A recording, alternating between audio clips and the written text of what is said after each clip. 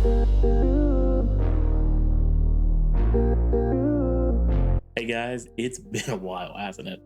God, when was my last movie put up? Like, I don't know, a month and a half ago? I apologize, guys. As you know from the last video, I've been moving. We're not in the apartment anymore, as you can kind of see around here. We're in a new townhouse. That means I have my new office. A little bit higher ceiling, so the echo is something I'm still trying to figure out. I apologize for the audio quality with that. Gotta get that taken care of. Gotta put some sound masking up here. But much better space, much more creative space too. And you know, since we moved, a lot of things have happened. You know, like my office got bigger and it's no longer a mess.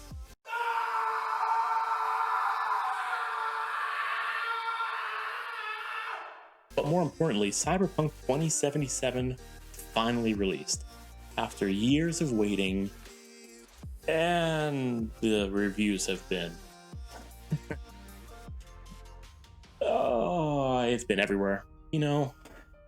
And if you bought it for a console, I'm really sorry for the quality, but I bought it twice actually. Got one copy direct from GOG just to support CDPR best I can. And I also bought one on Stadia.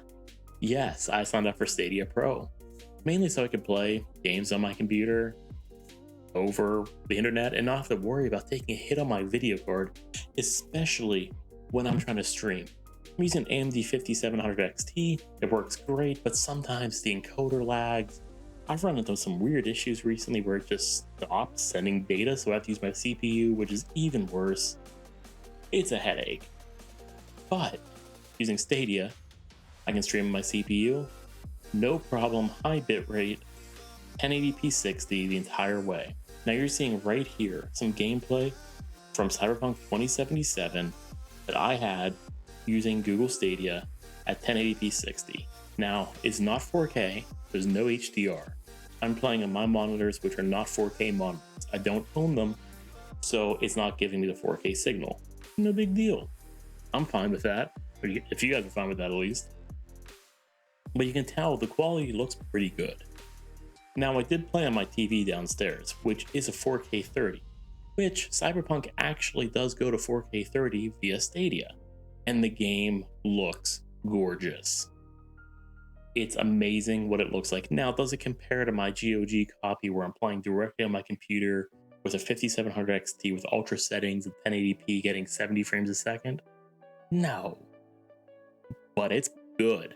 It is leagues above console, and even settings that I've seen for people on lower end graphics cards, like I think it was a 2070, GTX 2070, not the RTX with ray tracing, those actually look worse than Stadia, which is shocking.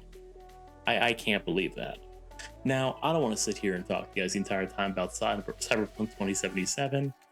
I want to talk to you about my first impressions with Stadia. Now, as some people on Twitter may or may not know, I've been a bit of a critic of Google Stadia. In fact, personally, I'm a pretty big critic of Google products in general, mainly because of their track record to, So obviously, I'm a little bit skeptical. I'm not going to just put in the effort to go and check out Google Stadia and, you know, give Google high remarks for it. I don't like their products normally. I have a Pixel. That's only because it's so much cheaper than the iPhone right now. I pay like $8 a month instead of 29. So I gave Stadia a shot and I'm happy with it. I really am. I even went out and bought the Stadia Premier Edition with the controller. And by the way, can I just say this controller, have you guys seen this thing up close and personal? There you go. Sorry for the reflection from the light. Stadia controller is real nice looking. There we go. There's the autofocus. Nice clean controller. Kind of looks a lot like the PlayStation controllers as far as the layout goes, but it's weighted, it feels good. My girlfriend plays on this and she likes it. It's a good controller, it's nice and solid. I also got one for free. It'll be here tomorrow through FedEx because I pre-ordered Cyberpunk 2077 on Stadia. So before we go into the pros of Stadia, well, let's go into some of the cons here. So over the weekend, I played Stadia probably more times than I want to. Or more. I probably played Stadia a lot longer than I should have. I played Destiny 2 Beyond Light. I bought it on Stadia, also owned it on PC, by the way, so crossplay. Can't wait. But I also bought Division 2 with Kings of Warlords of New York. Warlords of New York. And I play that on Stadia as well as my PC. And thank God for Ubisoft giving me crossplay there. Today I just bought Assassin's Creed Origins because it's on sale, the deluxe edition, for $20 freaking dollars. Normally it's $100. Borderlands 3 I bought for $10, the Ultimate Edition. It's normally on there for $100. All these games I own in 2 places, but I like the fact that I can sit on a couch and play with a controller and not be stuck in the same place that I've been working all day long. I like to be able to get away. But the saves don't carry over. That's -1. A lot of games do not have cross save or crossplay. Now I know Destiny 2 is crossplay. I'm sorry, cross save. Except for that's a personal thing. I screwed it up and I'm sitting for 90 days without a save character transfer. But that's not here nor there, right? That's not here nor there. Who cares? But okay, Destiny 2 is cross save, crossplay coming in 2021, I've heard. But what else do we got? Division 2. Okay, I got full crossplay. That's it. That's the extent of the games I currently have with crossplay or cross save at the very minimum. Cyberpunk does not offer that functionality, though I really wished it did. I think that could be an interesting thing going through the GOG service to do a cross save between the two, as long as you link your GOG.com and your Stadia accounts together, which I did in order to get the pre-order bonuses on both sides. So that's number one, is I can't play my character here that I can play over there. Number two is if you have a data cap, you're screwed. Flat out. I hate to tell you, I'm sitting about 300 gigabytes, and this was as of the other day. This wasn't even with last night's gameplay, but 300 gigabytes of data used in like 4 days. That's incredible. I never use that much data in 4 days, and I watch movies all day long while I'm working. My girlfriend has YouTube working on her TV in her office, so we constantly have media going to keep our minds going while we're working and doing other things, and we don't use that much data in a few days. Stadia comes in around 40, I think 41 was the average for me, 41 megabits per second. Now that gives me my 4K quality, but it also means that I'm getting a lot more data. So that means if you got the 1.2 terabyte data cap from Comcast, get the unlimited plan. If you got Stadia, just get that unlimited plan. You're gonna chew through your data. I promise you, you will. If I'm at 5 days gaming for an average of 5 to 7 hours a day on Stadia and I'm already over 300 gigabytes, you're gonna blow through that in a couple weeks, maximum of casual game time. Anything hardcore, you might as well just say 1 week, because that's about accurate. Number 3, or is it number 4? Now the next negative I have is with the Stadia store, right? So you go into your Stadia store, and you know what? How about I show you guys? And you know what? I want to just come down here and show you guys on the computer itself. So Google, if you're listening, search bar and discounts for already owned pieces of the bundle. Steam does this. It's a fantastic thing. I think Epic Game Store does it too. It's really nice. Now, the other negative, this is kind of a, this total disclaimer. This is my own doing, mostly. I truly believe this is my own doing.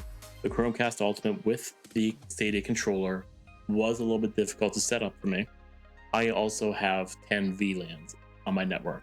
If you're not sure what a VLAN is, it's a virtual LAN. Emulates having multiple different routers and switches around here. Essentially, I know that's not a great description of it. I'm very well aware of that, and I apologize to any networking guys out there that are ripping their hair out right now, because I would be too if I were in your shoes.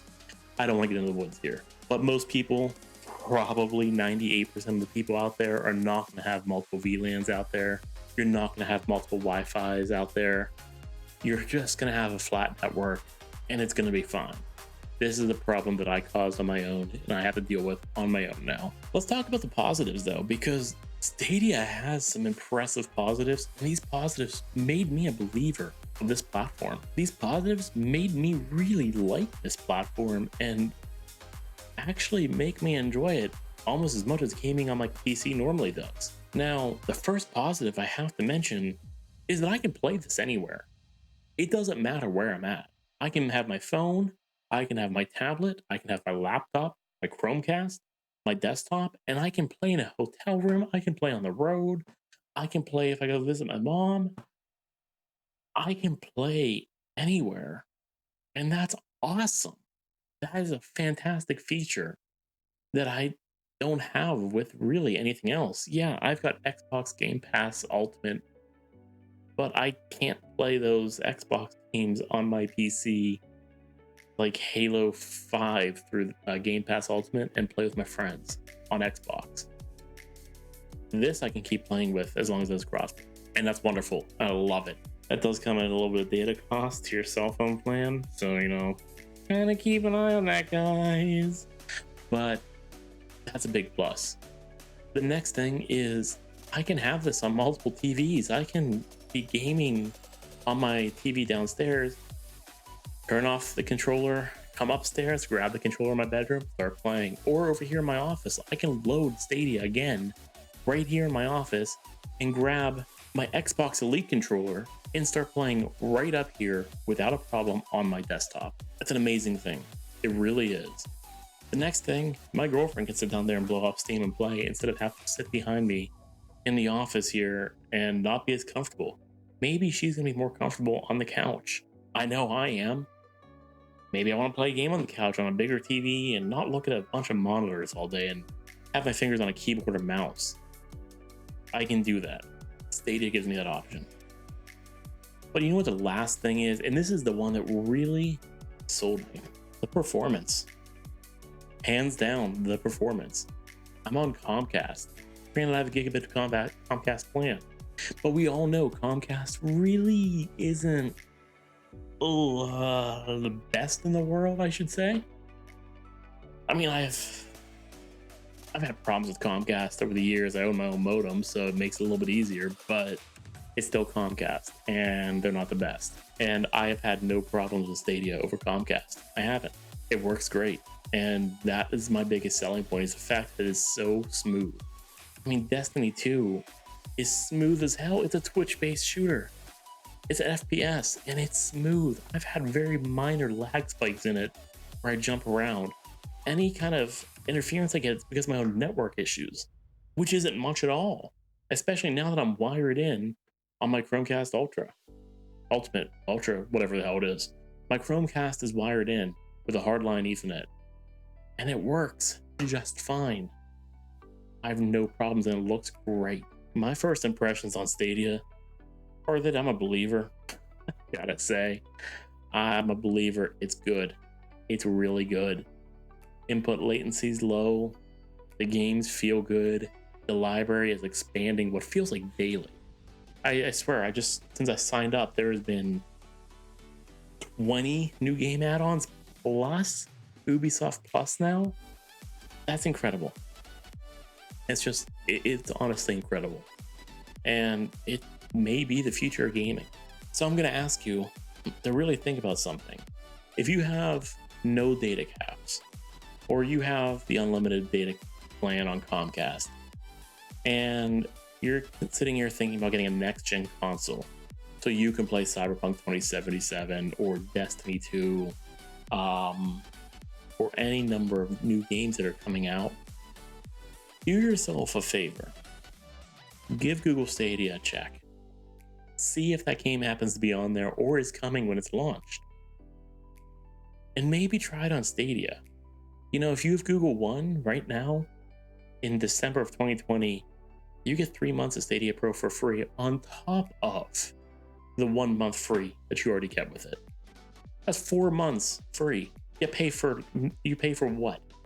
8 months total out of the year then? That's nothing. At I think $10-15 a month. Come on, you pay that for a while. So give it a try. See how you feel about it. And also know that Stadia Generation 2 seems to be a real thing coming soon.